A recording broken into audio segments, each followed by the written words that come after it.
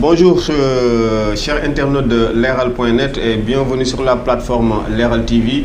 Aujourd'hui, l'émission Réponse politique reçoit Maître Ousmane Seye, le brillant avocat, vice-président du Haut Conseil des collectivités territoriales du Sénégal, mais aussi le président du parti Le Front républicain Jaamu Askan Wi. Il porte aussi la casquette de coordonnateur de la coalition pour l'émergence Taxawu Sénégal.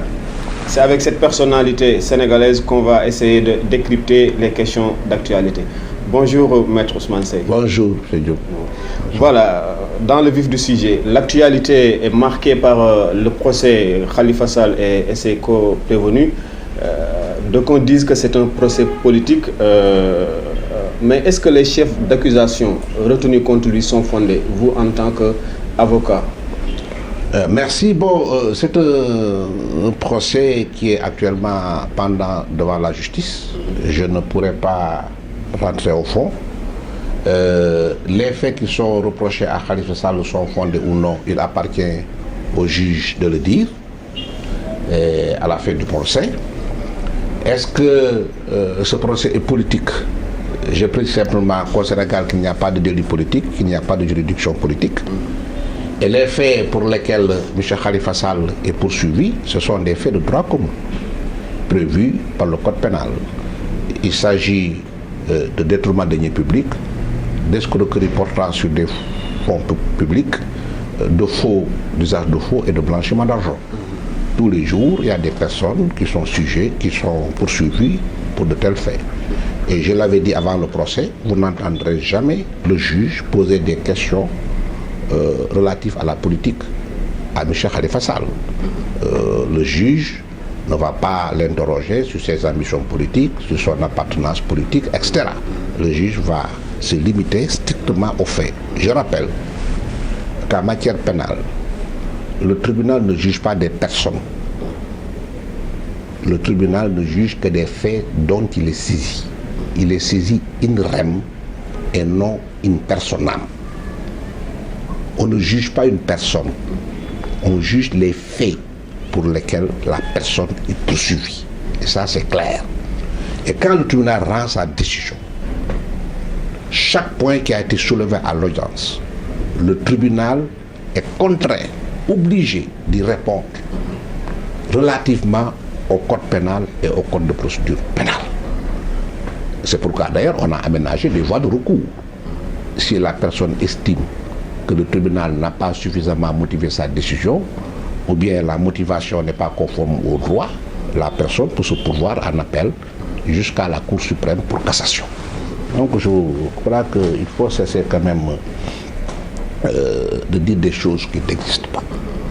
Il n'y a pas de procès politique, il n'y a pas de délit politique au Sénégal, il n'y a pas de juridiction politique au Sénégal, il n'y a que des juridictions de droit commun. Et M. Khalifa Sall aujourd'hui comparé devant une juridiction de droit commun. Il appartient à cette juridiction seule de dire si les faits pour lesquels il est poursuivi sont fondés ou non. Si les faits sont fondés, il sera condamné. Si les faits ne sont pas condamnés, il sera renvoyé des faits de la poursuite sans peine ni débat. Donc vous êtes formel, ce n'est nullement pas un procès politique. Non, personne ne peut nier la personnalité politique de M. Khalifa Sall. M. Khalifa Sall est un homme politique, un éminent homme politique. Mais ce n'est pas parce que vous êtes un homme politique, vous êtes poursuivi pour des faits de droit commun que le procès devient politique. Le procès reste un procès de droit commun, jugé par des juges qui ne sont pas des politiques. Vous êtes assisté par des avocats, vous êtes poursuivi par un procureur qui vous dit pourquoi il vous poursuit, qui vous communique les pièces sur la base desquelles vous êtes poursuivi, et vous avez largement tous les droits de vous défendre pour remettre en cause ces pièces avec vos avocats. Et le tribunal, il est là, il est neutre. Il écoute les parties, après il rend sa décision. Monsieur Seye, fonds politiques, fonds spéciaux, caisse noire, quelle est la réalité juridique dans toute cette terminologie? Récemment, vous évoquiez un décret qui tendait à prouver que la caisse d'avance n'était pas un fonds politique. Oui, je le maintiens, je l'assume et je le prouve. Parmi les fonds que vous venez de citer, il n'y a qu'une seule notion qui existe dans le droit positif, ce sont les fonds spéciaux. Les fonds spéciaux les fonds spéciaux, ce sont des fonds destinés au président de la République pour la sécurité intérieure des personnes, pour l'assistance de certaines personnes et même de certains États qui sont votés par l'Assemblée nationale mais qui ne sont pas contrôlés. Ça, ce sont les fonds spéciaux. Le président de la République en dispose, peut-être le président de l'Assemblée nationale, en tout cas peut-être certaines institutions en disposent. Le montant est voté par l'Assemblée nationale, mais ce montant, l'utilisation n'est pas contrôlée. Ça, ce sont les fonds spéciaux. Maintenant, il y a des fonds secrets peut-être dont dispose le ministère de l'Intérieur pour les renseignements et tout. Mais les fonds politiques, c'est une notion qui n'existe pas dans le droit positif sénégalais. Donc Mamadou Diop, Pape Diop se sont gourés entre guillemets. Vous savez, devant le droit positif, il n'y a pas de témoignage. On a recours à des témoins quand il y a un vide juridique. Alors, en matière de caisse d'avance, il n'y a pas de vide juridique. La caisse d'avance est organisée au Sénégal, est réglementée au Sénégal, depuis 1920 jusqu'à présent. Et vous parlez tout à l'heure du décret de 2003, mais avant le décret de 2003, il y a la directive présidentielle de 2000, du 5 août 2000, qui a été prise par le président Abdoulaye Wade dès son accession au pouvoir. Et dans l'exposé des motifs de cette directive, il dit il y a des sommes, des fonds alloués à la mairie qu'on appelle une caisse d'avance. Ces fonds sont utilisés soit à des fins personnelles, soit à des fins politiques. Il faut que cela cesse. Et l'exposé des motifs reprend l'historique de ces fonds pour dire maintenant à partir de 2000, Abdoulaye Wade dit maintenant à partir de mon accession au pouvoir. Il faut qu'on cesse d'utiliser ces fonds comme des fonds politiques ou bien à des fins personnelles. Je vais mettre en place une réglementation qui régit la composition, le fonctionnement de cette caisse d'avance. C'est 3 ans après, parce que le décret fait un circuit de 2000 à 2003, et le décret a été publié. Et ce décret réglemente la nature des fonds, qui sont des fonds publics, parce que ce sont des fonds issus du trésor public. Quand on dit trésor public, quand on dit receveur municipal, on parle de fonds publics, parce qu'il y a une unité de caisse de l'État. L'État n'a qu'une seule caisse gérée par le trésorier général. Et toute somme provenant de cette caisse est une somme venant du trésor public, donc c'est un délit public. La manière dont cette caisse d'avance est gérée, il n'y a pas que les mairies qui en disposent, il y a certaines mairies, il y a des préfectures, des gouvernances et des organismes publics qui en ont. C'est la caisse d'avance, réglementée par le décret de 2003. Donc c'est clair et net. Même si on utilise cette caisse d'une autre manière, mais le règlement est là, la loi est là, qui dit voilà comment on utilise. Si vous l'utilisez, bon, en dehors quand même des conditions déterminées par le règlement, mais le juge appréciera. Pourquoi cette focalisation sur la personnalité de Khalifa Sall? Est-ce que la loi aussi ne doit pas être coercitive de façon rétroactive avec Mamadou Diop, Pape Diop, qui ont presque avoué avoir géré la caisse d'avance dans les mêmes conditions? Mais écoutez, ça c'est des témoins qui viennent au tribunal, je ne sais pas avec quelle motivation, dire peut-être ce qu'ils ont vu, ce qu'ils ont entendu. Est-ce qu'ils ont géré la caisse d'avance conformément au décret 2003 qui régit la caisse d'avance? Parce que la caisse d'avance, le décret dit à partir, je crois, du 1er janvier 2004, voilà comment, en tout cas, la caisse d'avance doit être gérée. Si maintenant la personne prend la responsabilité de dire que moi j'ai violé la loi, mais c'est la justice qui va apprécier ou bien l'opinion. Est-ce que par rapport aux sources du droit, cette jurisprudence du décret de 2003, donc on dit que c'est un décret dépassé, est-ce que dans le droit positif sénégalais, est-ce que c'est vrai? Est-ce que c'est vrai que ce décret un décret, comme on dit, une loi peut être dépassée. J'ai vu dans le net, quand on a publié le décret de 2003, quelqu'un dit non, le décret de 2003 n'est pas applicable, c'est le décret de 1966 qui est applicable. Mais le décret de 2003 est plus récent. Et ce décret de 2003, quand il prend, il dit que tous les autres décrets qui étaient pris avant sont abrogés. Donc c'est le dernier décret qui est applicable. En matière de caisse d'avance, c'est le dernier décret qui abroge tous les autres décrets. Tous les autres textes relatifs à la caisse d'avance ont été abrogés par le décret de 2003. Et mieux encore, le décret de 2003 est suivi de certains arrêtés.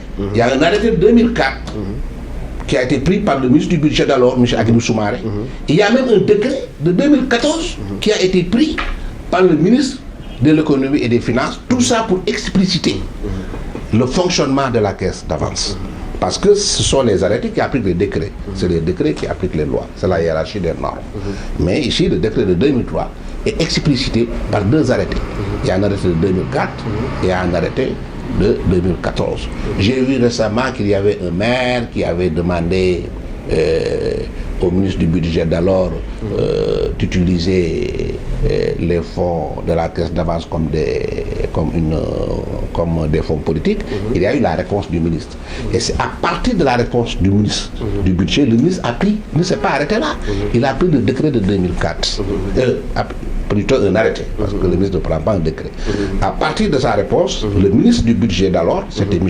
Hadjibou Soumaré, a pris un décret, un arrêté plutôt, de 2004 pour expliciter davantage l'utilisation et le fonctionnement de la caisse d'avance. Cet texte-là existe. Politiquement et humainement, vous en tant qu'avocat, au vu du compagnonnage entre Macky Sall, le président Macky Sall et Khalifa Sall, lors de l'accession de Macky Sall à la présidence de la République, est-ce que ça ne vous gêne pas quelque part en tant que politique? Qu'est-ce qui me gêne? Le fait qu'il était un compagnon de Macky Sall pour battre Wade et maintenant c'est même Macky Sall. C'est pas parce que vous êtes compagnon de quelqu'un que si on estime que vous avez violé la loi qu'on ne vous poursuive pas. Parce que vous savez, le président de la République ne poursuit personne. Mais il dit que c'est le procureur qui poursuit, peut-être même le président de la République valide la poursuite du procureur, la poursuite déclenchée par le procureur de la République. Mais ce n'est pas le procureur de la République qui juge. Oui, mais certains disent que l'inspection générale d'État avait donné des consignes pour qu'on vraiment revoie en globalité la gestion des caisses et des régies de défense, mais ce n'était pas une focalisation sur le cas Khalifa Sall. Voilà, quand l'inspection générale vient faire un contrôle, après le contrôle, l'inspection générale d'État fait des recommandations et décide si les faits qui sont portés à sa connaissance méritent d'être appréciés par la justice ou non. Dans le cas de Khalifa Sall, l'inspection générale d'État a demandé l'ouverture d'une information judiciaire et puis a fait des recommandations relativement au fonctionnement de la caisse d'avance à partir de ce qu'il a trouvé à la mairie de Dakar.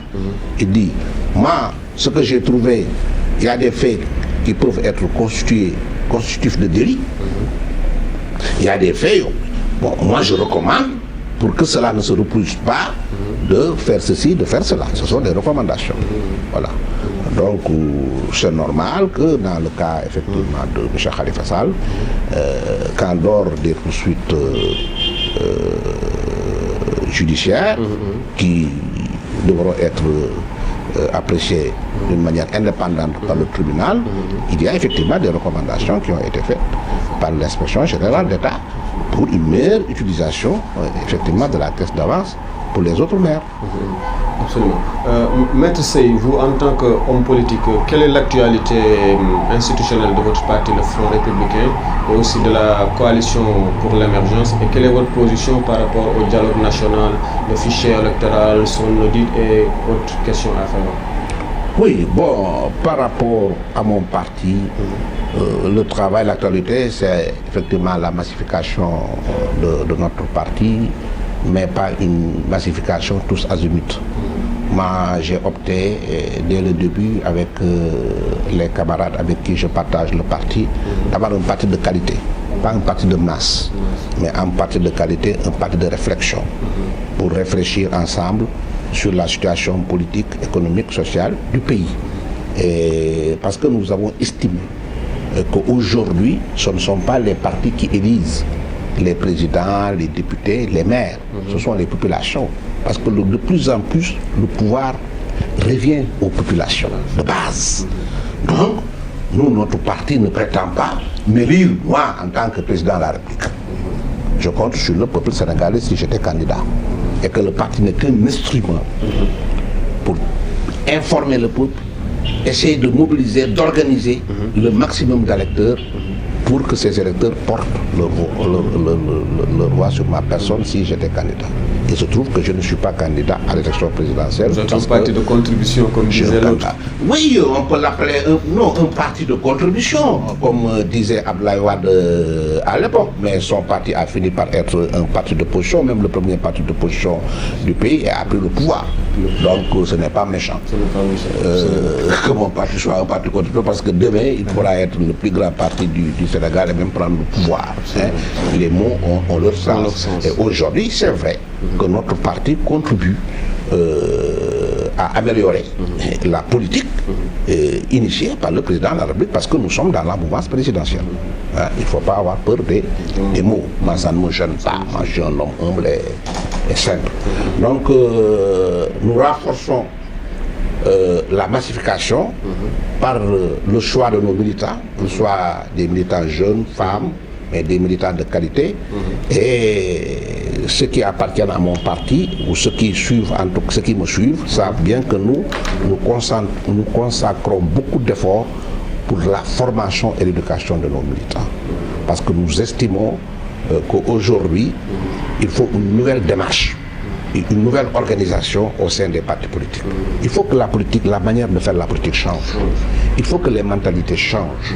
Et il faut que les partis aient le temps de former leurs militants par rapport au contexte économique, social, au niveau national comme au niveau international. En tout cas, moi, c'est la mission que je me suis assignée. C'est la mission que s'est assignée le parti que je dirige, et on le fait très bien. Très bien. Et votre position sur le dialogue national qui est bloqué le dialogue actuellement? national, tous les hommes politiques, surtout sénégalais, sont pour le dialogue national. Le président de la République, c'est la première institution du pays qui est pour le dialogue national. À chaque occasion, il appelle au dialogue national. Mais il faut qu'on sache ce que c'est qu'un dialogue. Un dialogue, ce n'est pas que chacun vienne imposer son point de vue ou bien sa position. Un dialogue, c'est un échange. On échange sur des questions déterminées pour arriver à un consensus. On peut arriver à un consensus, c'est très bien. C'est la fin du dialogue. On peut ne pas arriver à un consensus, mais émettre ses idées de telle façon que celui à qui le peuple sénégalais a donné le pouvoir de diriger ce pays puisse bénéficier de vos idées pour prendre sa décision. La décision qu'il prend peut ne pas refléter entièrement votre position, mais des fois, votre position, votre point de vue est pris en compte par la décision que prend l'autorité qui est le président de la République. Donc il faut être humble aussi à la table du dialogue. Il ne faut pas venir dire que parce que ce que j'ai dit, mon point de vue n'a pas été adopté, il n'y a pas de dialogue, il y a rupture. Non, d'ailleurs, moi je fais partie de la commission de la majorité présidentielle sur le processus électoral, qui est une forme de dialogue. Notre règlement intérieur vous dit que il faut qu'on soit d'accord d'abord sur les thèmes, termes de référence, pour discuter. Bon, sur un thème, il faut avoir un consensus. Ce consensus, le président de la République est obligé de l'appliquer. Parce que c'est un consensus, c'est une unanimité. Il peut y avoir des réserves sur un point. La présidente de la République va trancher. Il peut y avoir des désaccords. Mais l'essentiel, c'est de mettre à la disposition du président les points de désaccord et les points de vue des différentes parties. Ce qui permet au président de la République, qui est le président élu par le peuple sénégalais, de trancher en fonction des points de vue qui ont été exprimés. C'est ça le dialogue. Oui, et je crois que ça se passe très bien comme ça. Si on fait un peu de prospective par rapport à l'élection présidentielle de 2019, vous, en tant qu'acteur politique de la mouvance présidentielle, il y a Karim Wade qui est en exil forcé, entre guillemets, au Qatar ou en France. Il y a Khalifa Sall qui est à peut-être quelques mois, quelques jours de la prison, entre guillemets. Mais il y a l'émergence d'Idrissa Seck en tant que force principale de l'opposition sénégalaise.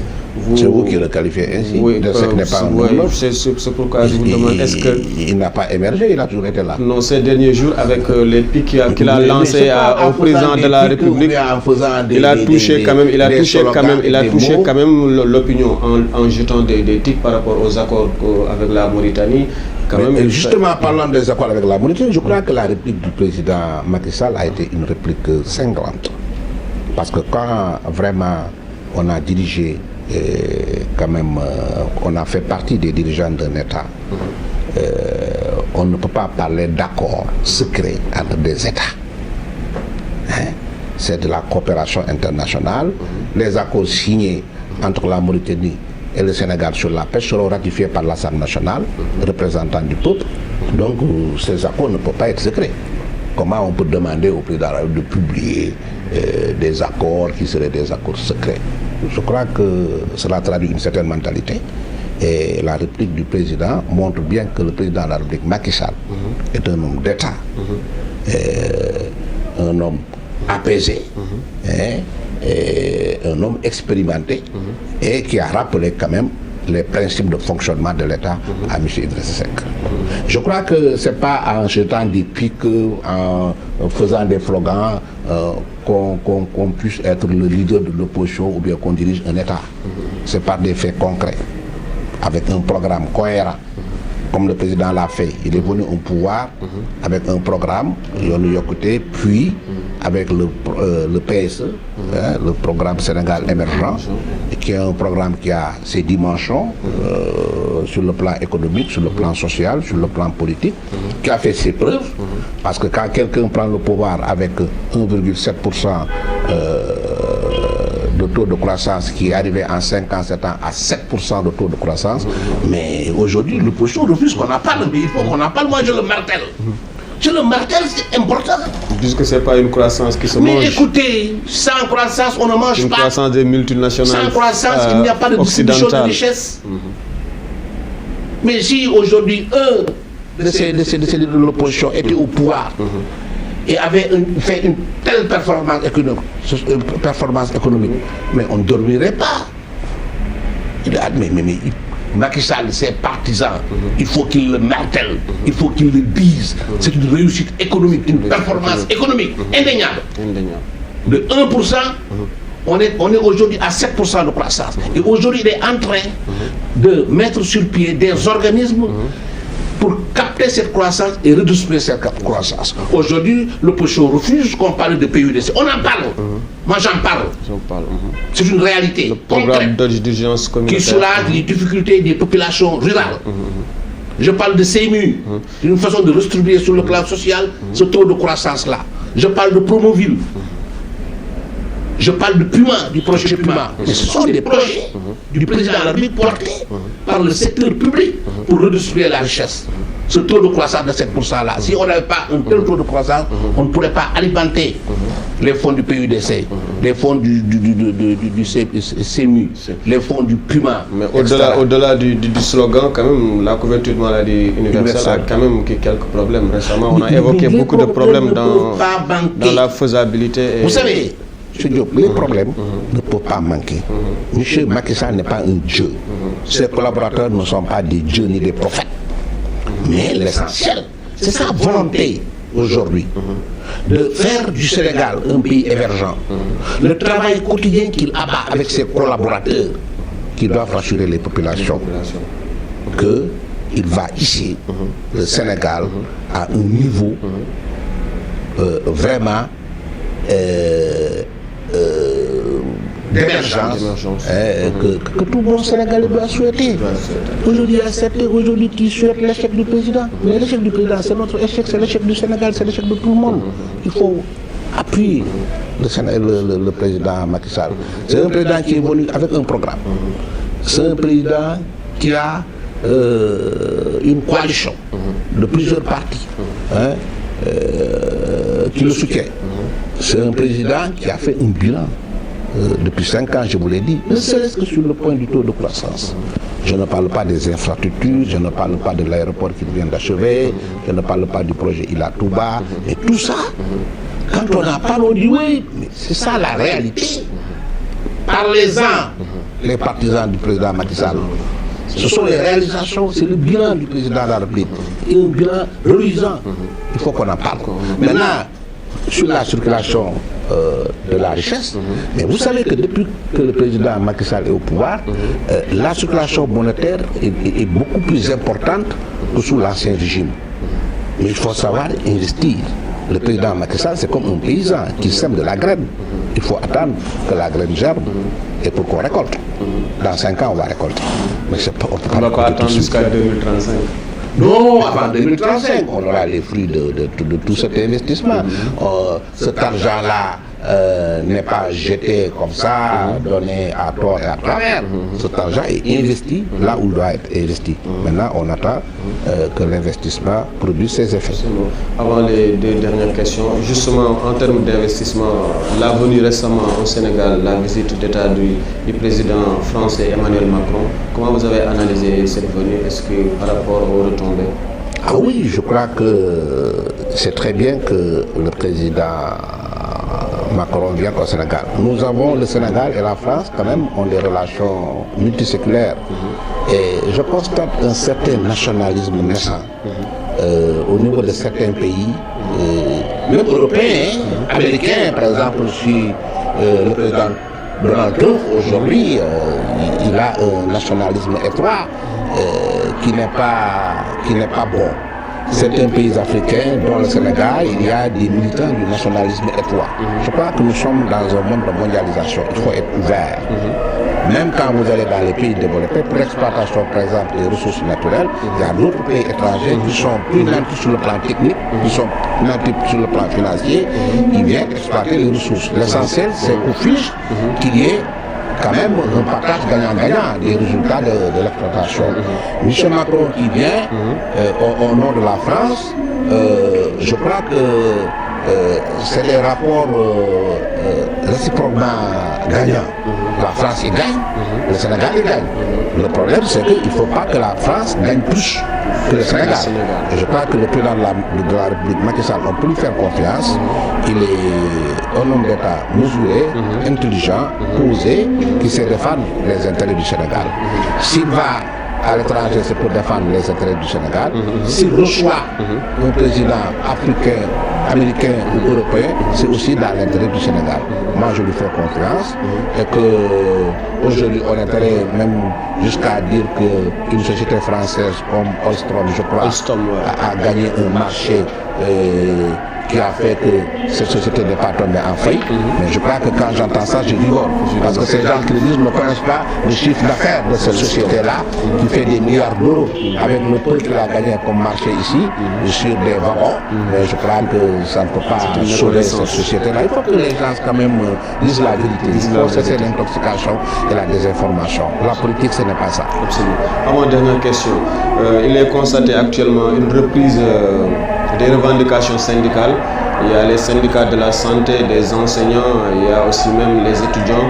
Ce front social en ébullition, les pistes pour des solutions de crise, qu'est-ce que vous préconisez? Moi, je crois que quand on pose des revendications, il faut attendre le moment opportun. Nous sommes à la veille de l'élection présidentielle et on est au Sénégal, à chaque fois qu'on est à la veille de l'élection, il y a effectivement une sorte de tension sociale. Bon, je ne peux pas reprocher à ces syndicats de profiter de l'opportunité pour poser certaines revendications. Je crois que certaines revendications sont légitimes. Le fait de revendiquer des accords qui ont été déjà signés par l'État, qui n'ont pas été exécutés, mais c'est légitime que les syndicats demandent quand même le respect de ces accords. Et je crois que la prochaine fois, il faut que l'État, en signant des accords, quand même veille sur le respect de ces accords-là. Mais de l'autre part aussi, il faut que les enseignants, il faut que le personnel de la santé sache que nous sommes au Sénégal dans un pays sous-développé. Et que les enseignants, c'est-à-dire l'éducation, le personnel de la santé, mais vraiment c'est le fondement de la République du pays. Parce que un pays qui n'éduque pas ses enfants est un pays qui n'est pas tourné vers l'avenir. Un pays qui ne soigne pas ses populations, c'est un pays qui ne peut pas aller loin. Donc il faut vraiment un peu de sacrifice aussi. Il faut que ces syndicats, on ne peut pas remettre en cause les revendications qui sont souvent des revendications légitimes, mais je n'ose pas leur demander un peu de patriotisme parce que je ne considère pas que je suis plus patriote qu'eux, mais on leur demande quand même de tenir en compte d'abord l'intérêt de leur profession, ce qu'ils représentent dans ce pays, un enseignant, quand même un homme de la santé, une femme de la santé. Je demande à l'État quand même d'être plus regardant pour leur promotion sociale, parce qu'il faut quand même que les enseignants, que le personnel de la santé ait un cadre d'évolution beaucoup plus adéquat par rapport à leur mission. Mais en revanche, maintenant, leur demander de tenir en compte dans leurs revendications le caractère, la nature de notre pays, qui est un pays sous-développé qui tend vers l'émergence, et de participer effectivement en collaborance, des fois, avec le régime, pour qu'on atteigne cette émergence. Parce que cette émergence, ce n'est pas la politique simplement qui va sortir le Sénégal du sous-développement. Il y a toutes les forces sociales. Les syndicats font partie vraiment des forces sociales.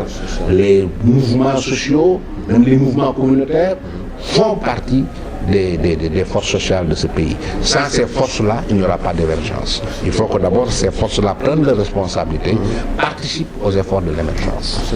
Dernière question, peut-être un mot sur l'actualité institutionnelle du Haut Conseil des collectivités territoriales. Vous êtes vice-président de ce Haut Conseil et votre dernier mot pour clôturer. Oui, il faut rappeler que la création du Haut Conseil des collectivités territoriales est une initiative personnelle du président de la République, une volonté personnelle du président de la République, mais qui a été approuvée par le peuple sénégalais par voie référendaire. Ce conseil a été mis sur place pour le renforcement de la démocratie participative. Le rôle maintenant du conseil, ce n'est pas de conseiller l'opinion ou le public. Le rôle du conseil, c'est de conseiller le président de la République sur la décentralisation, sur les politiques territoriales publiques. Et sur ce plan, le conseil fait un travail efficient, efficace. Le conseil vient de boucler sa deuxième session. Et la deuxième session, le thème, c'était comment promouvoir l'emploi dans les territoires. On a entendu des ministres, des directeurs généraux, des experts, et on a fait un travail merveilleux. Je ne peux pas dévoiler le contenu de ce travail, parce que le travail n'est pas destiné à l'opinion. Le travail est destiné d'abord au président de la République, qui va recevoir le rapport et qui, s'il le veut, va dévoiler le contenu à l'opinion. Mais il ne nous appartient pas, nous, membres du Haut Conseil, de dévoiler le contenu des rapports qui sont destinés au président de la République. Mais ce que je peux dire, c'est que le Conseil travaille avec expertise. On fait appel à des experts, on fait appel au gouvernement, on fait appel à tout sachant pour traiter nos thèmes. Et c'est pourquoi les rapports que nous faisons sont d'une extrême densité. Et même au niveau du Conseil, nous comptons des personnalités qui viennent d'horizons divers et qui ont des compétences diverses. Et cette diversité de compétences, d'origine, fait que vraiment le Haut Conseil est une institution de la République aujourd'hui qui est d'une importance capitale et qui contribue à promouvoir la politique de décentralisation avec les rapports destinés au président de la République. Leral.net vous dit merci, Maître Ousmane Seye. Je vous remercie.